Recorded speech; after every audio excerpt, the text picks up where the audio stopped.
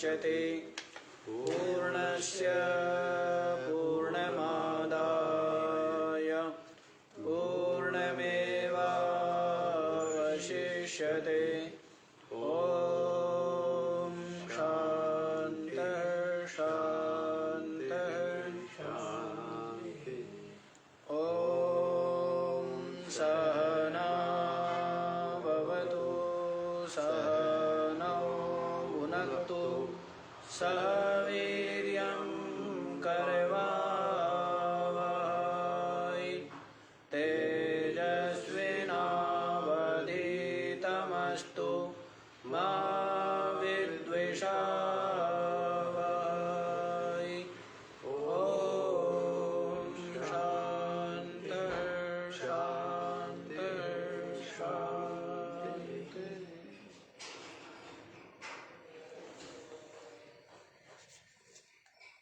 हाँ जी, तो क्या बतला दिया है,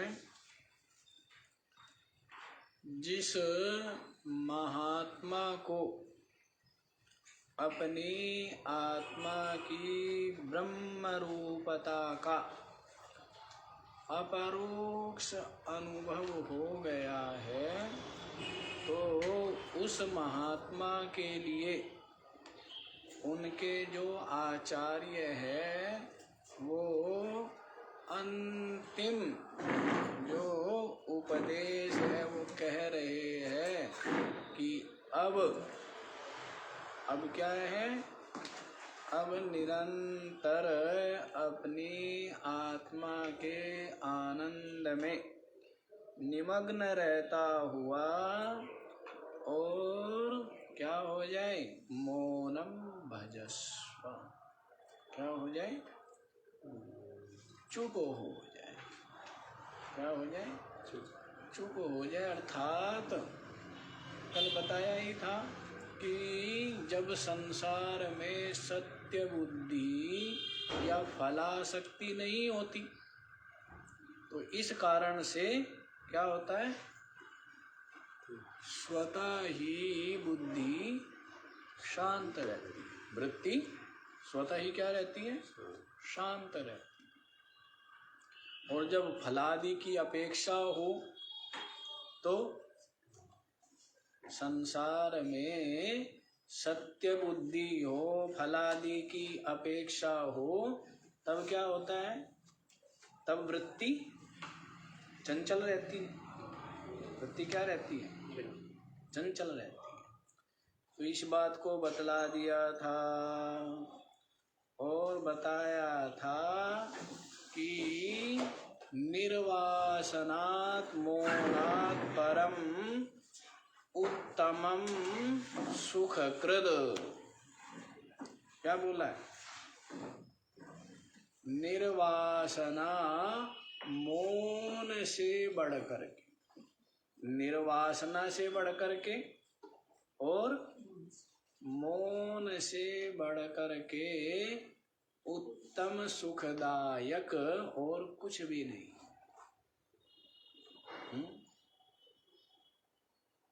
अज्ञान जब नहीं रहा तो कोई वासना नहीं रही, वासना के न होने से वृत्ति क्या होगी, चंचल नहीं होगी ना, तो मौन हो गए। मौन का मतलब केवल वाणी से मौन होने की बात नहीं है। मौन होने का मतलब है, इसको भी चला दो, तो दौड़ती रहेंगी।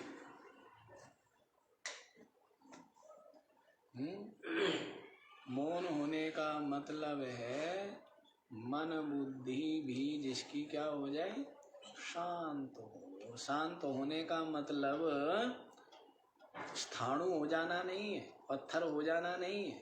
शांत होने का मतलब है अब जो भी प्रवृत्ति है वो राग पूर्वी का नहीं है, राग पूर्वक नहीं है, प्रवृत्ति है सहज प्रवृत्ति है। क्या है, सहज प्रवृत्ति है। सहज प्रवृत्ति बंधन का हेतु नहीं है। बंधन तो क्या है, राग ही बंधन है। बंधन क्या है, राग ही बंधन है। और राग का कारण क्या है? अज्ञान। राग का कारण क्या है? देखो, जीव भाव के कारण से क्या होती है? जीव भाव के कारण से ही राग होता है।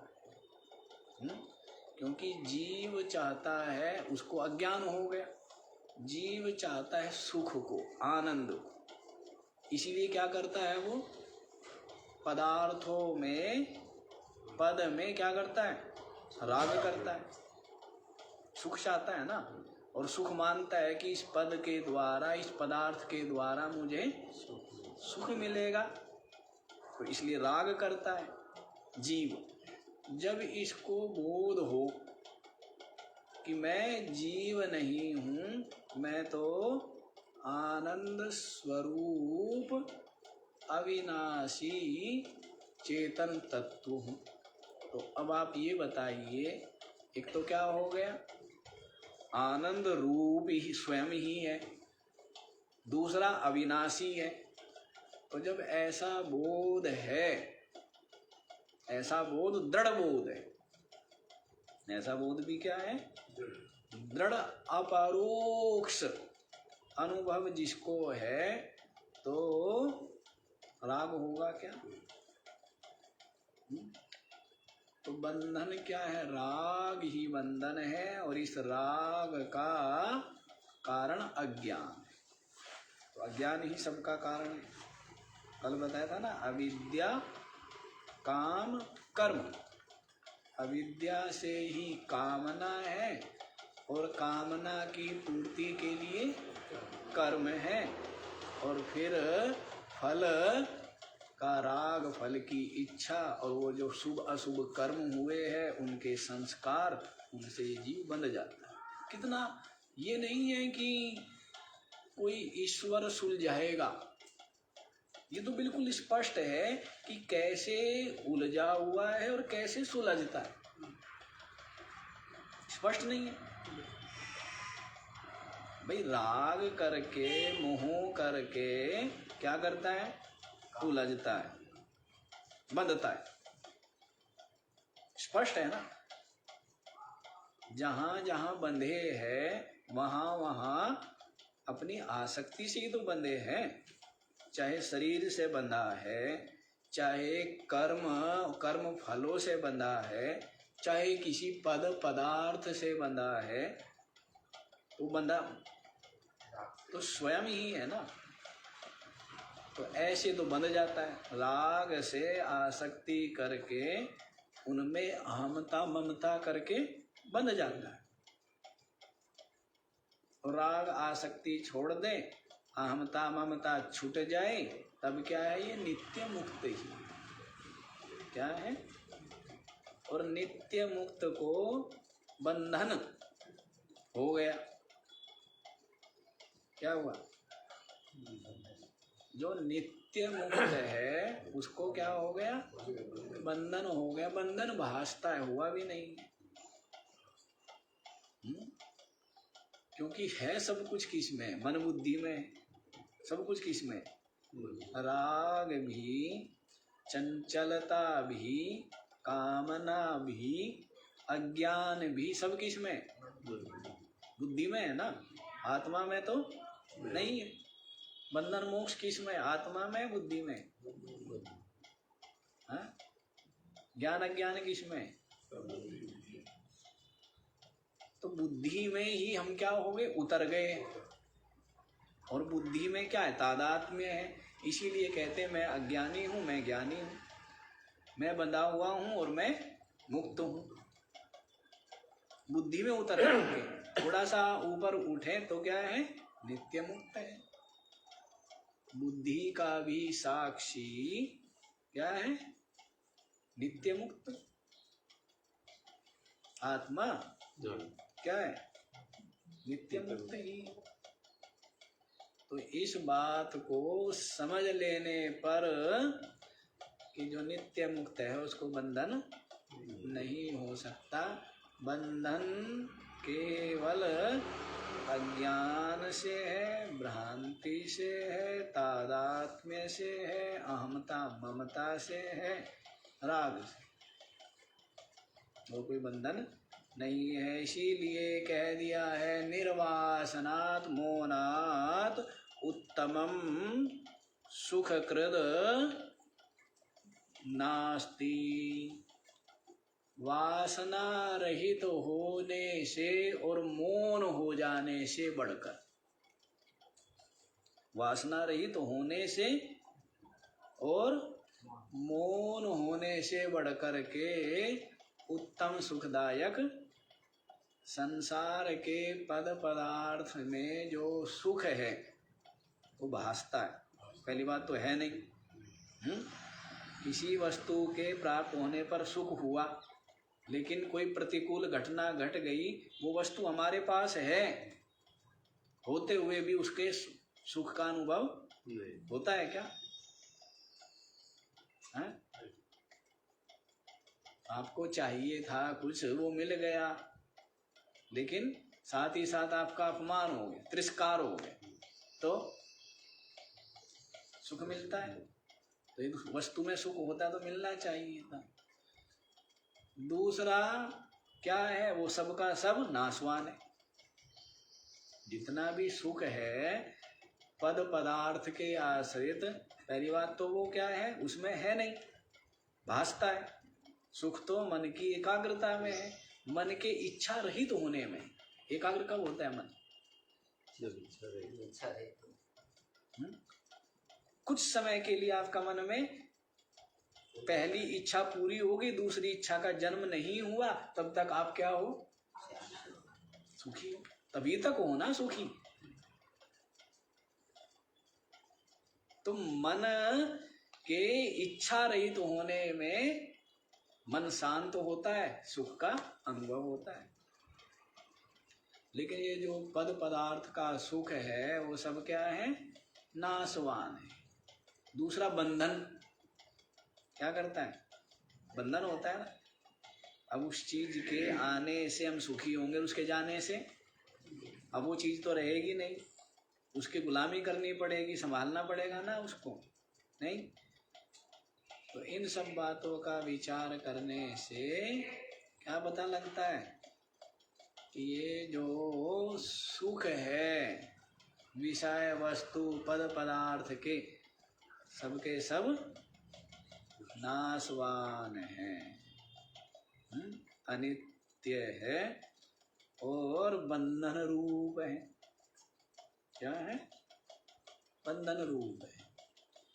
तो इसलिए वासना रहित होने से बढ़कर, अब चित्त में कोई वासना नहीं रही तो चित्त क्या हो जाएगा? मौन। चित्त क्या होगा? उससे पहले मौन नहीं हुआ। इससे मौन किसका होना है? वाणी का मौन होना, इंद्रियों का मौन होना या चित्त का मौन होना? चित्त का मौन होना है ना। है? वाणी से तो बोलता नहीं है, बाकी चित्त खूब बोल रहा, हर समय चंचल है, राग द्वेष ईर्ष्या कपट है, ये दौड़ रहा है, तो क्या होगा? शांति रहेगी क्या? शांति नहीं। इसलिए कह दिया था कि निर्वासना और मौन से बढ़कर के उत्तम सुख देने वाला और कोई नहीं है। और जो विज्ञातात्म स्वरूपस्य स्वानंद रसपायिना, आत्मस्वरूपस्य विज्ञाता, अपने स्वरूप को जिसने जान लिया है, ऐसे अपने आनंद, निर्वासनिक आनंद। कैसा आनंद है? जिसमें कोई वासना नहीं है, क्योंकि दूसरा है ही नहीं। किसका आनंद है वो? है? दृश्य विषय वस्तु का से रहित, कोई दृश्य नहीं, द्वैत नहीं, अद्वय आनंद रस का पान करने वाले महात्मा के लिए निर्वासना मौन से बढ़कर के कोई सुखदायक नहीं है। तो ये बात कल बता दी। 528वां श्लोक तक हो गया है। 529वां श्लोक देखो। गच्छंस्तिष्ठन् उपविशन् शयानो वान्यथापि वा यथेच्छया वसेद्विद्वान् आत्मा रामः सदा मुनिः।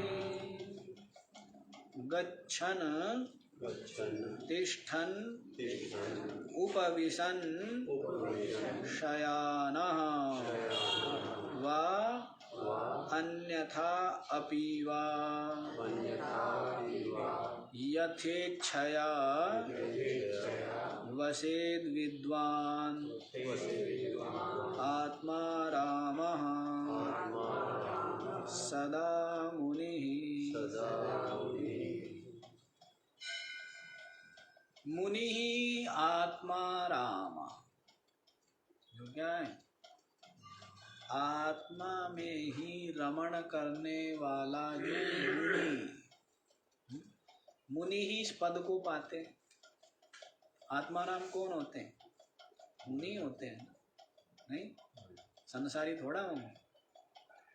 आत्माराम कौन हो? मुनि होगा। जो कल बताया था महात्मा, कल क्या बताया था? महात्मा बताया था ना, ब्रह्मविदा महात्मना बताया था। तो ब्रह्मवेत्ता कौन होगा? जो महात्मा होगा। तो पहले महात्मा बनना पड़ेगा, तब जाकर के क्या होगा? ब्रह्मवेत्ता। जब तक राग आदि बना हुआ है तब तक महात्मा नहीं हुआ, और तब तक ब्रह्मवेत्ता होगा क्या? ब्रह्मबोध नहीं होगा। यदि है वो केवल बौद्धिक है, यदि है तो क्या है? केवल बौद्धिक। महात्मा ही ब्रह्मवेत्ता हो सकता है। तो वैसे यहाँ पर बताया है मुनि जो है वही क्या हो सकता है? आत्माराम हो सकता। मुनि जो है वही क्या होगा? नहीं तो विषयाराम क्या रहेंगे? विषयों में ही आराम करता है ना चित्त, संसार में ही आराम करता है। कहाँ चित्त आराम कर? आराम कहाँ मिलता है? अब आप ये देखो कि आपको आराम कहाँ मिलता है? हाँ? किसी को घर में मिलता है, किसी को दुकान में मिलता है, किसी को धन में, किसी को पद में, किसी को सत्संग में। कहाँ आराम मिलता है? हाँ? क्यों जी? आराम कहाँ मिलता है वो देखना पड़ेगा ना। जहाँ आपका चित्त ज्यादा आराम, सुख, निश्चिंतता का अनुभव करें तो समझना है कि वहीं आपका चित्त। अब सत्संग में आराम मिलता है, क्या होता है? चिंता दूर हो जाती है, अशांति दूर हो जाती है। मन स्वतः ही शांत हो जाता है। जीव को अपने स्वरूप की प्राप्ति हो, है ना, कि मम दर्शन फल परम अनूपा जीव पाव निज सहज स्वरूपा। राम जी कह रहे हैं ना कि मेरे दर्शन का फल क्या है? वैसे ही संत के दर्शन का फल क्या है? जीव को अपने सहज स्वरूप की प्राप्ति हो। ये क्या है? संत दर्शन। संत दर्शन का मतलब क्या है? सत्संग। संत का दर्शन होगा तो क्या होगा? सत्संग ही तो होगा। भली ना बोले तो भी क्या है? तो भी सत्संग होता है ना। संग नहीं होता है क्या? अब संसारी कोई आपको ये थोड़ा कहते हैं कि भाई आप करोड़पति बनो। उपदेश तो नहीं किया, लेकिन उनके संग मात्र से, दर्शन मात्र से क्या हो जाता है? नहीं होती। तो सत्संग हो गया ना। अब वो सत्संग हुआ या दुस्संग हुआ वो आप जानो, संग तो हुआ नहीं हुआ। क्यों सेठ जी? तो दर्शन से ही क्या हो जाता है? संग हो, सत्संग हो जाता है। तो सत्संग होने से क्या बताया है यहाँ पर? जो मुनि है, मुनि जो आराम, आत्माराम हो गया। क्या हो गया? संसारी संसाराम, संसाराराम है, संसार में ही रमण करते हैं, आराम करते हैं। कहाँ रमण करते हैं? है ना, और उसी में आराम करते हैं। लेकिन ये मुनि है, मननशील है, विचारवान है, संसार की असारता को जान करके, इससे विरक्त हो करके, और जिसने तत्व चिंतन करके तत्व का अनुभव प्राप्त कर लिया है, वो क्या होगा? मुनि होगा ना। क्या होगा? तो इसलिए मुनि ही आत्मा राम। जो मुनि है वो क्या है? आत्मा राम, अपनी आत्मा में ही रमण करता हुआ, सदा माने सदा ही, गच्छन क्या? तिष्ठन चलते हुए और बैठते हुए, चलते हुए, बैठते हुए, फिरते हुए। तिष्ठन का मतलब स्थिर रहते हुए। उपविशन, उपविशन माने बैठते हुए, उपविशन माने बैठ जाना, गच्छन माने चलना, तिष्ठन माने स्थिर होना, और उपविशन माने बैठना, शयाना और सोते हुए, व अन्यथा पिवाया, और भी कुछ, और भी कुछ माने खाते हुए, पीते हुए, बोलते हुए, करते हुए, है? कुछ भी व्यवहार करते हुए। जो मुनि है वो सदा यथेच्छया वसेद। आत्मा राम, वह आत्मा राम मुनि यथेच्छया वसेद। क्या करें? यथा इच्छा रूप से वास करें। क्या करे अथवा ना करे, करे अथवा ना करे। जिसने कर लिया, अब वो करे ना करे, क्यों जी? जिसने कर लिया, जैसे जिसने पढ़ लिया और पढ़ करके जो उत्तीर्ण हो गया, अब वो पढ़े ना पढ़े, लोक शिक्षा के लिए पढ़ सकता है, दूसरों को पढ़ाने के लिए पढ़ सकता है, लेकिन अब वो पढ़े ना। लेकिन जिसने पढ़ा नहीं है, उत्तीर्ण नहीं हुआ है, वो, उसके लिए ये छूट नहीं है। जैसे किसी ने जितना आवश्यकता गुजारे के लिए आवश्यक धन है उतना अर्जन कर लिया, अब वो आगे व्यापार आदि करे ना करे, लेकिन जिसके घर में भोजन भी नहीं है उसके लिए ये छूट, उसको तो करना ही चाहिए, करना ही पड़ेगा। वैसे ही जिसको ज्ञान हो गया, जिसको जो पाना था पा लिया, अब उसके लिए क्या है? करे अथवा न, यथेच्छया वसे। यथा इच्छा हो करके, यथा इच्छा हो वैसे वास करे। लोक शिक्षा के लिए कर भी सकता है, प्रारब्ध क्षय के लिए कर भी सकता है, और नहीं भी हो तो कोई इसमें विधि निषेध नहीं रह गया है। बैठा हुआ है, अब दो आदमी ने कपड़े फैलाए बाहर, एक ने कपड़े सूख गए उतार करके रख दिए, अब बारिश आ गई है, और दूसरे ने कपड़े उतारे नहीं, बारिश आ गई है, कौन उठ के भागेगा? हाँ, अब जो कर चुका है उसको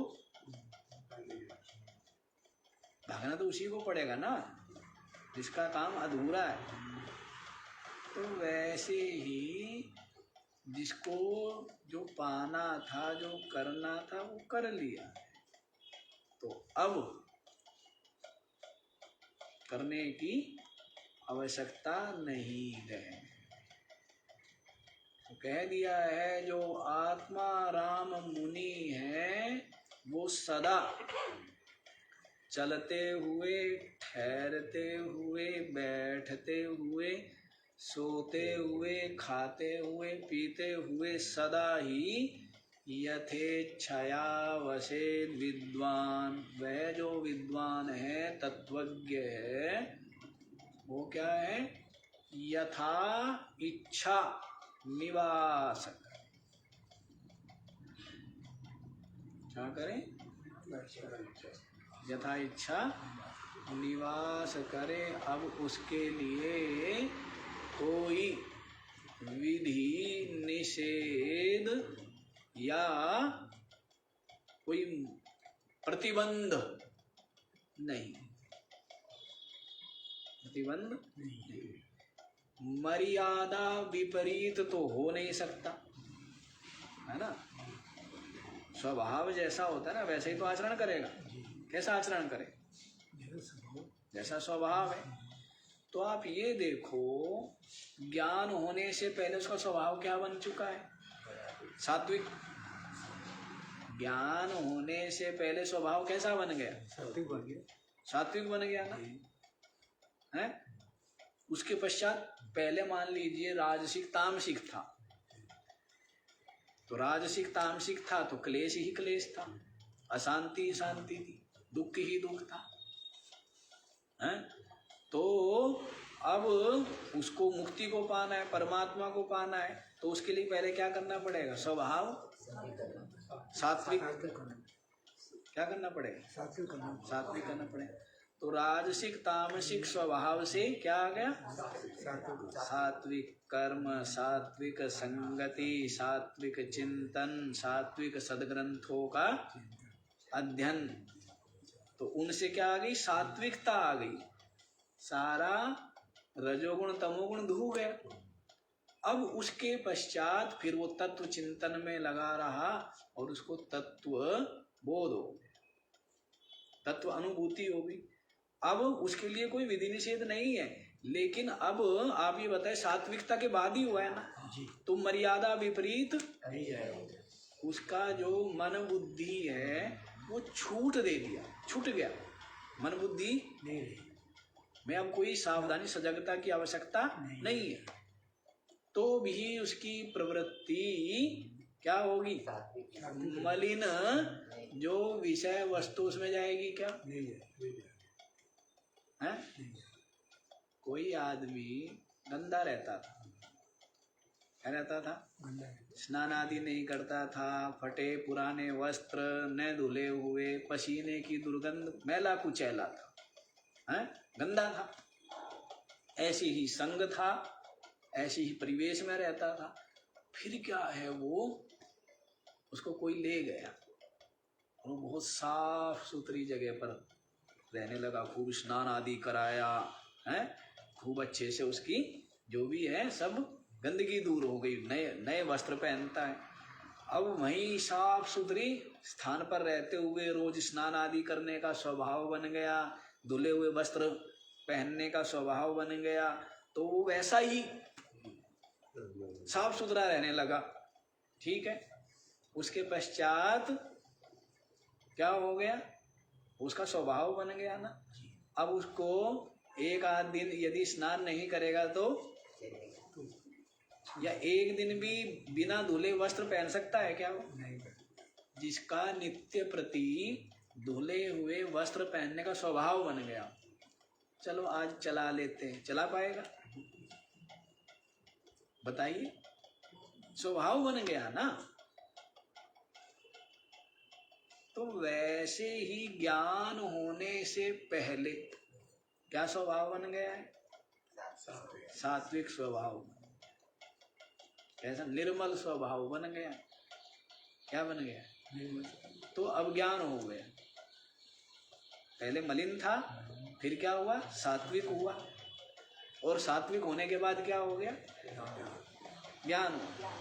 तो अब आप ये बताइए, उसका मन, बुद्धि या इंद्रिया जो मलिन विषय है, जो अमर्यादित आचरण है, उसकी संभावना बनेगी क्या? नहीं बनेगी।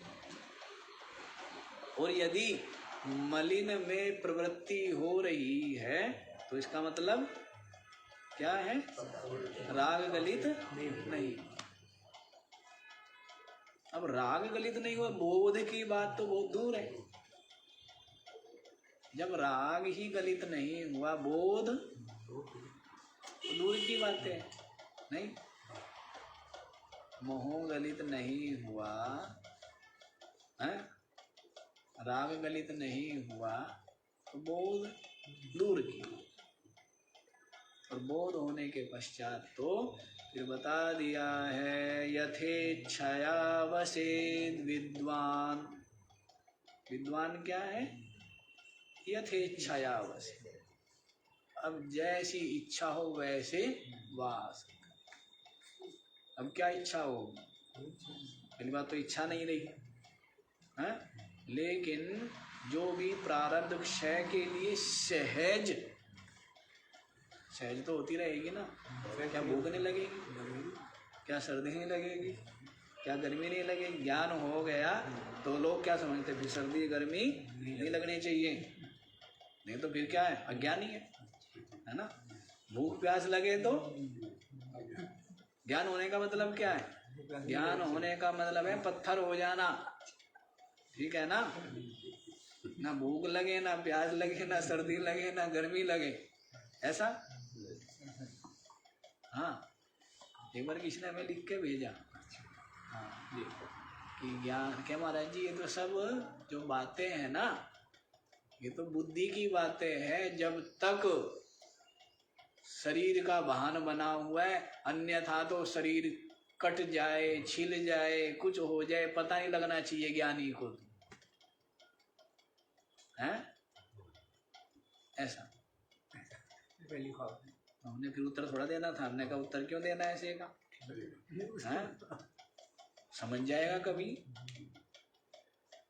तो क्या कहना, कोई कहने का औचित्य नहीं है, क्योंकि जिसकी बुद्धि जितनी है वो वहीं तक उतनी ही बातें करेगा ना। और आपके अज्ञान को आपके अलावा कोई नहीं निकाल सकता।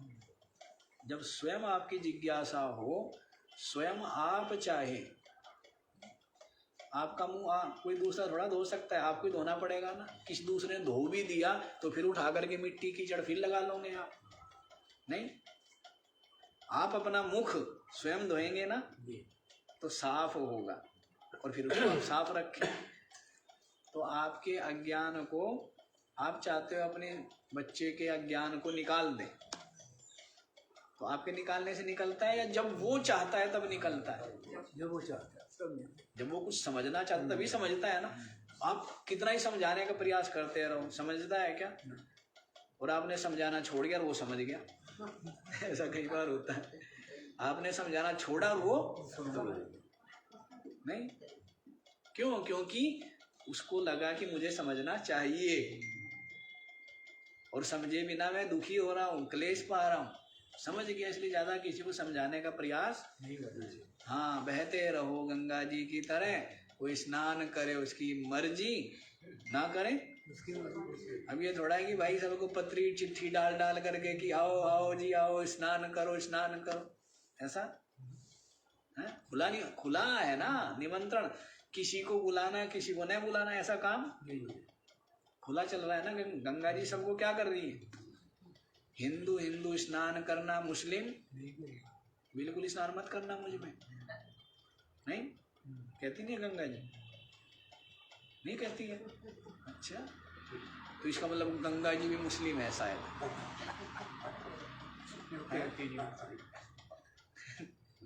वो विरोध ही नहीं करती मुस्लिमों का। ये सूरज है, ये विरोध नहीं करता है। ये कहता है कि मैं केवल जो मुझे प्रातः काल उठ करके जल अर्पण करते हैं, उनका ही क्या करूंगा मैं? उनको ही प्रकाश दूंगा, उनकी सर्दी दूर भगाऊंगा, और उनके ही जो पेड़ पौधे है, फसल है, उसमें रस भरूंगा, उनको पकाऊंगा, बाकी को नहीं। ऐसा नहीं। तो सबके लिए क्या है? समान, खुला निमंत्रण है। तो गंगा जी की तरह बताना कि बहते रहो, अपना कर्तव्य करते रहे, जो अवस्था है उसके अनुसार अपना कर्तव्य करें, और बाकी आशा अपेक्षा ना रखें। आशा ही दुख का हेतु है, अपेक्षा, इसलिए आशा अपेक्षा ना रखे, केवल कर्तव्य करे। यथेच्छया वसेन, विद्वान जो विद्वान आत्माराम मुनि है, क्या करें? खाते पीते, चलते बैठते, ठहरते सोते, यथा इच्छा निवास करे। अब उसके लिए कोई बंधन, पहुंचना था पहुंच गया, पहुंचने के बाद क्या है? फिर विश्राम ही करेगा ना। पहुंचने के बाद क्या करेगा?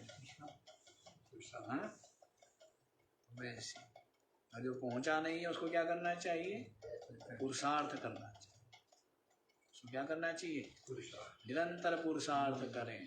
क्या पुरुषार्थ करें? संसार में जो मन इंद्रिया धसी हुई है, उनको वहां से निकाले और अपने आत्मा के चिंतन में लगाए, जिससे कि आत्मा का अनुभव। ये बात है ना जी। हाँ, स्नान करना और वस्त्र पहनना वाला बात है। स्नान करने से मैल दूर हो जाता है और फिर वस्त्र पहन लेते हैं। तो राग छोड़ दिया तो क्या हो गया? स्नान हो गया। आसक्ति छोड़ दी तो क्या किया? स्नान कर लिया। और अपना बोध हो गया, अनुभव हो गया, तो क्या पहन लिए? धुले हुए नवीन वस्त्र। नए वस्त्र पहनने का भी आनंद। अब आज के लोग तो जानते नहीं होंगे शायद नए वस्त्र पहनने का आनंद, या जानते हैं? जानते भी होंगे लोग, पहनते तो है। थोड़ी देर पहले कुछ कपड़ा, थोड़ी देर बाद कुछ और, थोड़ी देर बाद कुछ और ही चलता है ना? नहीं चलता है? हाँ, ऐसा भी चलता है। थोड़ी थोड़ी देर में वो रंग से पता लगता है कि कुछ और है। अभी काला था, फिर क्या हो गया? लाल है, पीला है, तो पता लगता है कि रंग बदल रहे हैं। क्या बदल रहे हैं? जैसे गिरगिट रंग बदलता है ना, ऐसे रंग बदल। अच्छा जी, समझ आ गया? ये आगे 530वां। न देश काला सनदिग यमादि लक्ष्याद्यपेक्षा प्रतिबद्ध वृत्ते संसिद्ध तत्त्वस्य महात्मनोऽस्ति स्ववेदनेका नियमाद्यपेक्षा। न देश काल आसन दिग यमादि लक्ष्यादि अपेक्षा प्रतिबद्ध वृत्ते संसिद्ध तत्त्वस्य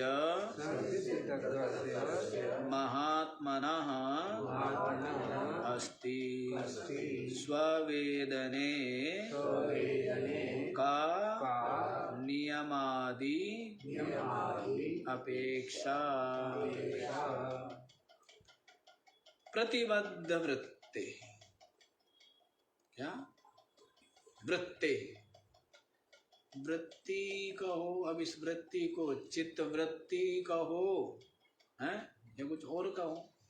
वृत्ति मन कह दीजिए, चित्त कह दीजिए, बुद्धि कह दीजिए, जो भी कहना है, तो बात एक ही है। नाम अलग अलग रख दिए, क्या किया है? नाम अलग अलग रख दिए जाते हैं, है एक। अलग अलग स्थान पर बैठने से हैं, मास्टर जी की कुर्सी पे बैठ गया तो मास्टर जी है, हैं? ड्रेस पहन करके सड़क पे खड़ा हो गया तो पुलिस वाला है तो एक ही नाम अलग अलग रख दिए जाते हैं, व्यक्ति तो वही है ना। हाँ? पढ़ाने लगा तो मास्टर हो गया, हैं? और कुछ और सफाई करने लग गया तो सफाई कर्मचारी हो गया, सफाई वाला हो गया, हैं? तो वैसी वृत्ति, वृत्ति एक। अब उसको मन कहो, बुद्धि कहो, जो भी कहना, प्रतिबद्ध वृत्ति, जिसकी वृत्ति शांत हो गई। जिसकी वृत्ति कहाँ शांत हो गई है, ये तो पता होगा, नहीं पता है? संसार में शांत हो गई या स्वरूप में ठहर गई? प्रतिबद्ध वृत्ति। अब इसको समाधि कह दीजिए, समाधिस्थस्य। गीता जी में क्या कहा अर्जुन ने? हैं? दूसरे अध्याय के उसमें क्या कहा है? समाधिस्थस्य के समान। प्रश्न किया ना, स्थित प्रज्ञस्य का भाषा समाधिस्थस्य। क्या है? जो समाधिस्थ है, समाधि में जो स्थित है। तो समाधिस्थ कहिए या प्रतिबद्ध वृत्ते कहिए, दोनों का मतलब एक है। जिसकी वृत्ति अपने स्वरूप में शांत हो गई, ठहर गई है, ऐसा जो महात्मा है, ऐसा जो महात्मा है, मुनि है, विद्वान है, उसको ना देश काल आसन दिग यमादि लक्ष्यादि अपेक्षा। अब उसके लिए देश का विचार करते ना, कौन सा देश में निवास करे, हैं? साधक जैसे सोचते हैं ना कि साधक क्या करे भाई? तीर्थ में निवास करे। कहाँ निवास करना चाहिए साधक को? लेकिन जो सिद्ध हो गया, साधक को क्या करना चाहिए? तीर्थ में, एकांत में, पवित्र स्थलों पर, तपस्वियों के संगति में क्या करना चाहिए? ऐसा देश होना चाहिए। बताया था ना, शुचौ देशे प्रतिष्ठाप्य, बताया था ना पीछे। देश का विचार किसके लिए? साधक। काल, सुबह हो गया ब्रह्म मुहूर्त, क्या है?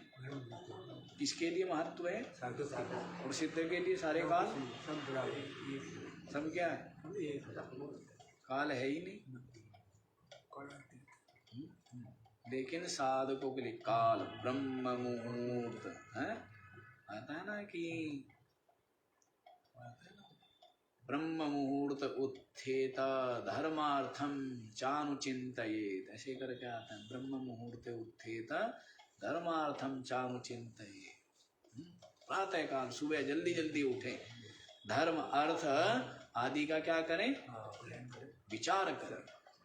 धर्म क्या है, पुरुषार्थ क्या है, इनका क्या करना चाहिए? चिंतन करना चाहिए ना। साधक को उठ करके स्नान आदि करके काल की अपेक्षा है। पूर्णिमा है, अमावस्या है, आज सोमवार है, आज एकादशी है, आज शनिवार, आज मंगल भी तो है, मंगलवार है, तब तो क्या करे भाई, हनुमान मंगलवार है तो लाल तिलक, हाँ, और गुलदाने का प्रसाद, नहीं, वो सब नहीं। और कहाँ पहुंच जाए, हनुमान जी के द्वार। कहाँ पहुंचना है, हनुमान जी के द्वार। तो साधक के लिए है ये, जो किसके लिए है, साधक के लिए। सब साधक में गिन लेंगे हम। साधक बहुत अवस्था है। 100 लोग है, 100 आदमी खड़े हैं तो सबकी कक्षा भिन्न भिन्न है, नहीं है ये। 1000 लोग खड़े हैं लाइन में तो सबकी कक्षा, और करोड़ लोग खड़े हैं तो करोड़ साधक है तो सबकी कक्षा क्या है, भिन्न भिन्न है ना सबकी अवस्था है। तो असंख्य है तो साधक का स्तर एक प्रथम कक्षा में ही है। एक ने अभी स्कूल की तरफ मुंह ही किया है, एक स्कूल की तरफ चल पड़ा है, एक बीच में पहुंच गया है, एक स्कूल के बिल्कुल पास ही पहुंच गया, एक गेट के अंदर घुस गया है, एक जो है कक्षा में जाके बैठ गया है, लेकिन वो किताब ही खोल के बैठा भी पढ़ना। तो बहुत कक्षा है, बहुत स्थितियां हो सकती है ना। तो साधक के लिए नियम है, काल भाई, पूर्णिमा है, अमावस्या है। लेकिन संत के लिए क्या कहते हैं, सदा दिवाली संत, आठों पहर आनंद, सदा दिवाली है। तो संसारियों की या साधकों की तो सदा दिवाली नहीं है, साधक की दिवाली नहीं है। संसारियों की तो दिवाली होती नहीं, सदा दिवाला ही दिवाला होता है।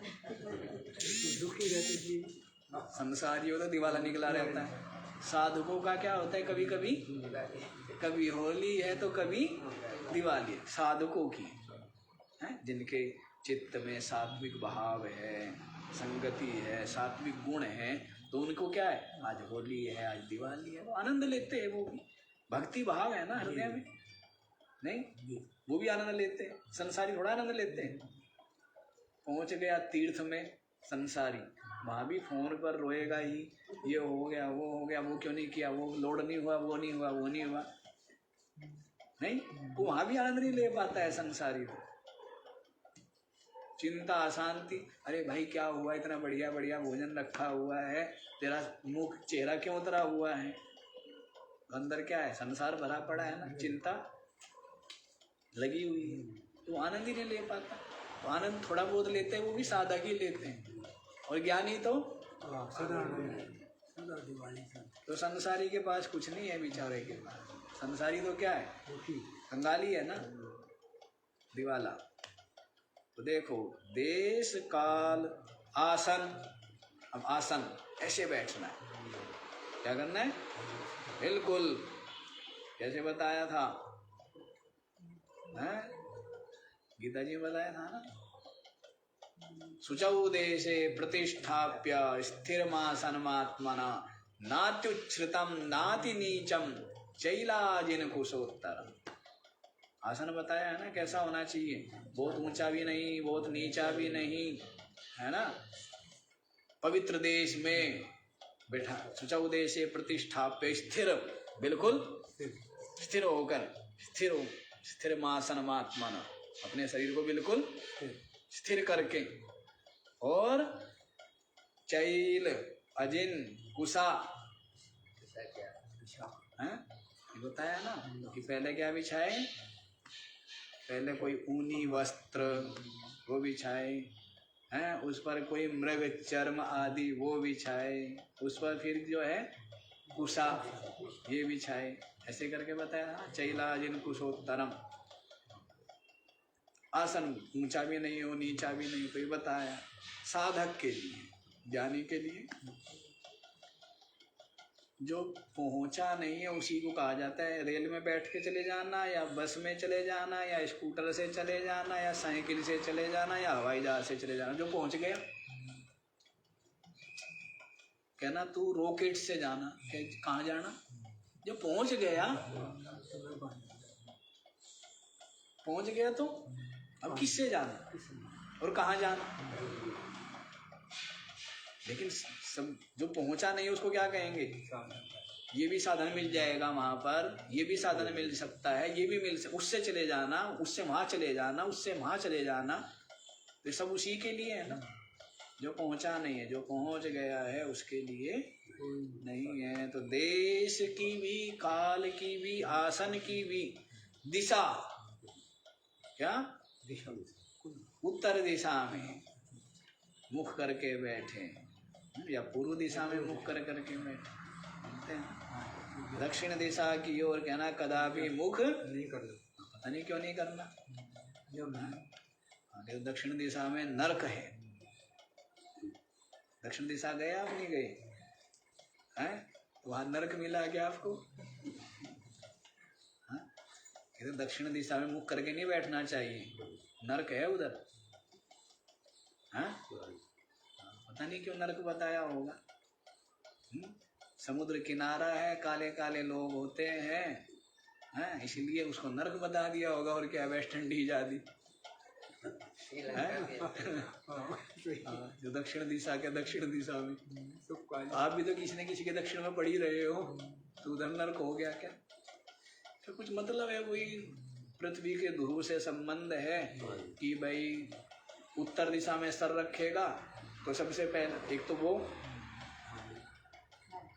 जो खींचता है ना, हाँ, चुंबकीय प्रभाव, जिससे कि रक्त का प्रवाह मस्तिष्क की ओर ज्यादा होगा, तो फिर क्या होगा, गड़बड़ हो सकती, सर दर्द हो जाएगा, नसें फट जाएंगे। इसलिए तो फिर अब कोई उत्तर दिशा में सर रखा है, उठेगा तो उठते ही किधर को मुंह हो जाएगा, इसलिए कह दिया है कि दक्षिण दिशा की ओर मुंह करके।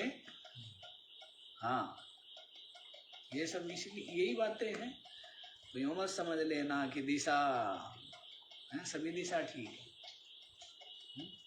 लेकिन कहते हैं जो विरक्त है उसको उत्तर दिशा में मुख करना चाहिए, उत्तराखंड की ओर जाना चाहिए। अपने तो आया ही है ना, क्या करें,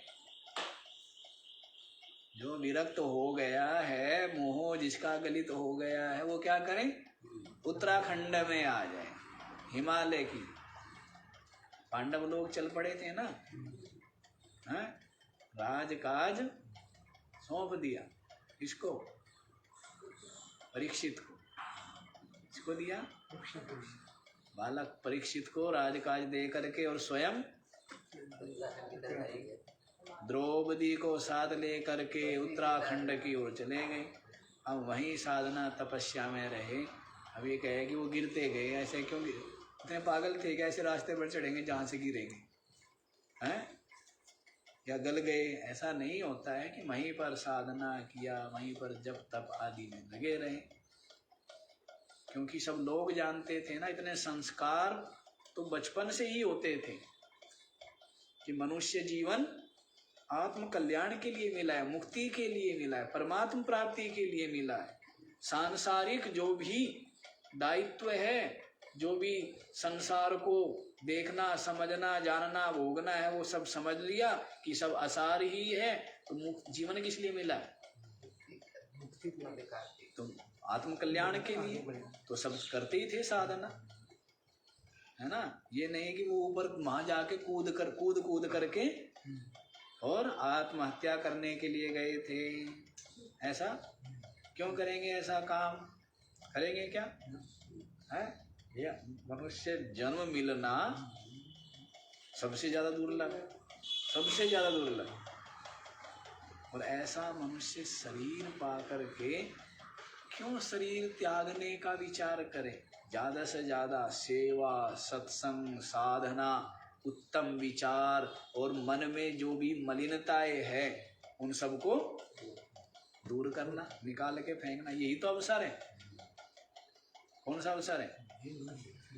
जो भी मन में मलिनता है, जो भी मन में मलिन स्वभाव है, स्वभाव बन जाता है ना, द्वेष करने का, ईर्ष्या करने का, कपट करने का, निंदा करने का, जो मलिन स्वभाव है, तो उसको धोने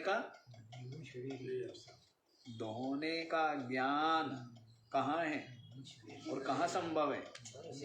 पुरुषार्थ भी यही कर सकते हैं। ऐसा मनुष्य शरीर पाके सदा इस वजह से क्यों मरना? पहली बात तो मैं मरता नहीं हूँ, पहली बात तो मैं मरता नहीं हूँ। दूसरा, शरीर पा करके क्यों मरना? जब तक शरीर रहे बहुत अच्छा, उतना ही क्या हो है, उतना ही हंसे और उतना ही हंसाए, मस्त रहे और मस्त है। क्या करें, खुशी औरों को भी खुशी दुख दूर हो, सत्संग करे और सेवा करे। किसी के जीवन को कठिन ना बनाए, जटिल ना, सेवा आसान बना सकते हो तो बढ़िया बात है। किसी के जीवन को क्या आसान बनाना चाहिए। जितने भी जीव है, चाहे वो रोटी डाल करके, चाहे वो कैसे भी पानी भर करके, जैसे भी हो, सबके जीवन को आसान बना। किसी का जीवन कठिन हो, पहली दुनिया भर की कठिनाई है सबके जीवन में, नहीं। जीव जंतु के जीवन में क्या है, तो इसलिए किसी का जीवन कठिन नहीं बनाना। क्या बनाना है, आपसे बन सके तो सरल बनाओ, बना सकते हो। किसी को डंडा मत मारना, लाठी मत मारना है, आसान बनाओ, किसी का जीवन बना सकते हैं। ठीक है, तो सेवा, सत्संग, साधना, आत्मकल्याण इसके लिए मिला है। तो शरीर भी क्यों मरे, इतनी जल्दी क्या है, क्यों जी जल्दी है, क्यों मरे शरीर, रहना चाहिए शरीर भी जब तक रहे, जब हाँ रखने का अब जब तक इसका प्रारब्ध है तब तक रहेगा, और जाए तो चाहे अभी चला जाए, जाए तो इसके मरने से भी आप नहीं मरोगे। मरोगे क्या, शरीर मर गया तो क्या हो, अरे वो मर गया, मरते हैं क्या आप, तो नहीं मरते। आप तो क्या हो गए, अव्यक्त हो गए। क्या हो गए, जो ज्ञानी है वो तो ब्रह्म हो गया, ब्रह्मलीन हो, क्या हो गया। और जो अज्ञानी है वो जी के करता भी क्या, और जो साधक है यहाँ भी साधना की, आगे फिर उसके कर्म के अनुसार ही सब कुछ है, कर्म संस्कार स्वभाव के अनुसार जन्म मिल जाता है, फिर साधना करे, सेवा करे, अपने पाप पुण्य का फल भोगता है। कितना सरल सी ही प्रक्रिया है, कोई जटिल नहीं।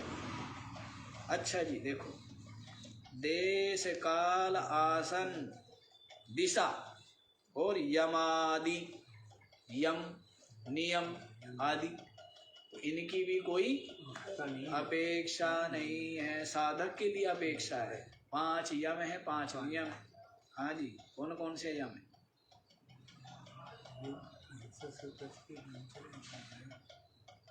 आज तो अरोड़ा जी की जो है ना ठीक जगह पर ही पहुंचा है निशाना। ऐसा होता नहीं है, निशाना जो है सदा ही क्या रहता है, चूक जाता है, नहीं छूटता नहीं है, वो आसपास भी नहीं होता है, लक्ष्य के आसपास ही नहीं होता है, सदा ही क्या होता है, बहुत दूर होता है। लेकिन आज तो क्या क्या बताएं, अहिंसा सत्य अस्ति ब्रह्मचर्य अप्रिय, लेकिन पूरा तो नहीं बोले आपने। अहिंसा सत्य अस्ति ब्रह्मचर्य अप्रिय, 5 हो गए। 5 हो गए, अहिंसा, सत्य, अस्तेय, अपरिग्रह और ब्रह्मचर्य, ये क्या है, 5 यम। अहिंसा, सत्य, अस्तेय, अपरिग्रह और ब्रह्मचर्य, ये क्या है, 5 यम है, 5 नियम है। हाँ जी, कौन कौन से, पूरे शरीर नंबर से याद है। महाराज हम बूढ़े बूढ़े हैं, बूढ़ों से क्या पूछते हो आप, हाँ? वो वाला हाँ सोच, हाँ, तब स्वाध्याय, सोच, हाँ, शौच, संतोष, तपः, स्वाध्याय, ईश्वर प्रणिधान, ये क्या है, 5 नियम। तो जो यम नियम है इनकी आवश्यकता किसको है, साधक को, साधक। लेकिन जो पहुंच गया है उसके लिए नहीं, उसके लिए नहीं। लक्ष्यादि अपेक्षा, ये लक्ष्य है, ये लक्ष्य प्राप्त करना, फिर ये लक्ष्य प्राप्त करना, फिर ये लक्ष्य प्राप्त, है ना।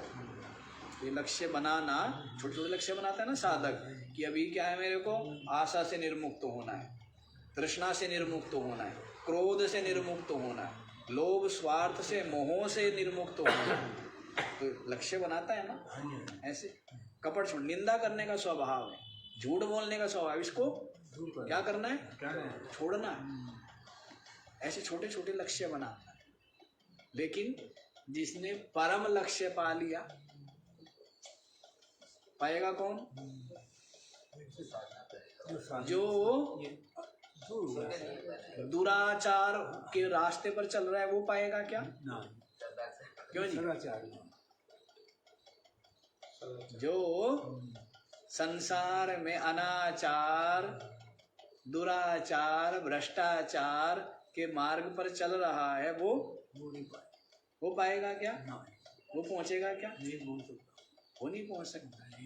तो इसलिए जिसने अपनी आत्म तत्व को प्राप्त कर लिया तो वो तो सब ये चीजें तो पहले कर चुका है।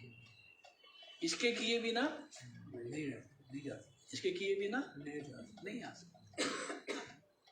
तो ये सब पार, ये सब छोटे छोटे लक्ष्य, क्रोध रहित, लोभ रहित, स्वार्थ रहित, आसक्ति रहित, आशा तृष्णा रहित, ये जो लक्ष्य थे ये तो सब वो प्राप्त कर चुका। उसके पश्चात ही ये जीव भाव गलित होता है, अहंकार गलित होता है, देहात्म बुद्धि गलित होती है, तभी जा करके आत्मा की ब्रह्म रूप से अनुभूति होती है। ये तो सब कर चुका है, तभी होगा ना जी। तो इसलिए अब जो पहुंच गया परम लक्ष्य पर, उसके लक्ष्यादि अपेक्षा नहीं वा, इनकी आवश्यकता नहीं। समय भी हो गया। प्रतिबद्ध वृत्ति किसके लिए?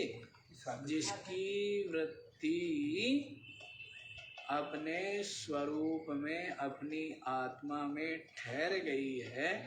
ऐसा जो मुनि, आत्माराम, विद्वान, ब्रह्मवेत्ता है, उसके लिए देश, काल, आसन, दिशा, यम नियमादि, लक्ष्य आदि की अपेक्षा नहीं। संसिद्ध तत्वस्य महात्मना बता दिया है। किसके लिए? संसिद्ध तत्वस्य, जिसने जो तत्व है उस तत्व की संसिद्धि, तत्व प्राप्त कर लिया, तत्व संसिद्ध है। गीता जी बताई थी ना, दो सिद्धि बताई थी ना। पहली सिद्धि क्या बताई थी? अंतःकरण की निर्मलता रूप सिद्धि, ये पहली सिद्धि है। और फिर आत्मा की ब्रह्म रूप से अनुभव रूप, वो क्या है? वो परम सिद्धि। दो सिद्धि बताई थी ना। सबसे पहला काम क्या है? कि अपना अंतःकरण राग आदि आसक्ति विकारों से रहित हो। ये पहली चीज, ये पहला हाँ स्तर है जिसको प्राप्त करना। ये स्तर जिसने प्राप्त कर लिया है वही पहले, ये वाली अवस्था जिसने प्राप्त कर ली, राग आदि बने हुए हैं तो बोध दूर की बात है ना। राग आदि बने हुए हैं तो बोध दूर की। तो पहले ये राग आदि से रहित हो गया चित्त, तो ये सिद्धि है। और फिर परम सिद्धि अपनी आत्मा। तो संसिद्ध तत्वस्य महात्मना, संसिद्ध तत्व प्राप्त महात्मा के लिए, जिसकी वृत्ति स्वरूप में विराजमान है, उसकी लक्ष्य आदि देश काल आदि की अपेक्षा नहीं है। फिर आगे बता भी दिया, स्वावेदने का नियमाद्यपेक्षा। अपने आप को जानने में क्या नियम आदि की अपेक्षा होती है क्या? नहीं। दूसरे को जानने के लिए क्या चाहिए? नियम आदि चाहिए ना, दूसरे को जानने के लिए। अब त्रिवेणी घाट को जानना है, तो उसके लिए नियम चाहिए ना। क्या? कि भाई पूर्व दिशा में जाना, फिर क्या है, ऐसे दक्षिण दिशा की ओर हो जाना थोड़ा सा, फिर जो है चौराहे पर ऐसे सावधान रहना। तो नियम किसके लिए? अब अपने आप को जानना है तो कहीं जाना नहीं है ना। दूसरे को जानने के लिए क्या चाहिए? नियमादि की अपेक्षा। तो स्ववेदने क्या नियमादि अपेक्षा, अपने आप को जानने के लिए नियमादि की अपेक्षा नहीं है। लेकिन ये पहले ही जिसने कर लिए है, नियम आदि भी इसलिए देखो ऐसा है, जैसे जल तो भरा हुआ है, ऊपर काई आ गई है, तो काई को हटाने के लिए प्रयास है, जल को पाने के लिए कोई प्रयास वो है ही। तो परमात्मा को पाने के लिए प्रयास नहीं है। प्रयास सारा का सारा मन में जो भरा हुआ संसार है उसको हटाने, ये है कोई। मन में जो राग आदि विकार आसक्ति जो भी भरा हुआ है, मोह लोभ स्वार्थ कपट निंदा आदि जो भी भरा हुआ है, सारा का सारा प्रयास परमात्मा तो नित्य प्राप्त है, तेरी अपनी आत्मा है। लेकिन जब तक बाहर वृत्ति बनी बहिर्मुखी बना हुआ है, अपनी आत्मा होते हुए भी अनुभव में नहीं आते, अपनी आत्मा होते हुए भी नहीं अनुभव में आएगा जब तक बहिर्मुख बना हुआ है। बहिर्मुखता का कारण राग ही है। राग आदि छूटे तो अंतर्मुख होवे, और ज्ञान के द्वारा ज्ञान दूर हो करके क्या हो जाएगा? जान लेगा अपनी आत्मा ही क्या है? परमात्मा है। अपनी आत्मा ही परमात्मा है, ऐसा ज्ञान हो जाएगा। बाकी का विचार करो। ओम